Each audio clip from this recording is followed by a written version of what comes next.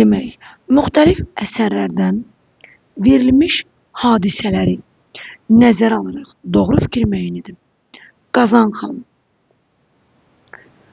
anasını düşməndən aldıqdan sonra döyüşə başlayır.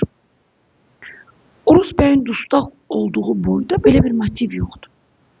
Qazan xan Salur Qazanın evinin yağmalanması boyunda düşməndən anasını istəyir. Deməli, bu yanlışdır. Əhməd, dərzi şagirdi Əhməd nağılı ağlı və fərasət hesabına xalqını xilas edib şahın qızı ilə ailə qurur. Doğrudur.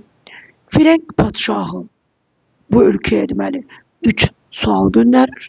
Əhməd burada vətənini xilas edir. Şahın qızı ilə ailə qurur. Doğrudur. Yusif Sərrac taxtdan endirildikdən sonra vəzifədən çıxartdığı bütün şəxslər öz vəzifələrinə qayıdırlar. Bütün şəxslər yox. Məsələn, Mollabaşı qayıda bilmir. Niyə görə? Çünki Ərk qalasında bağrı çatlayıb ölmüşdü.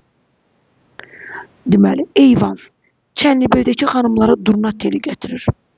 Yox, Aslan Paşa onları tutmuşdu və Koroğlu gedib onları qaytarır.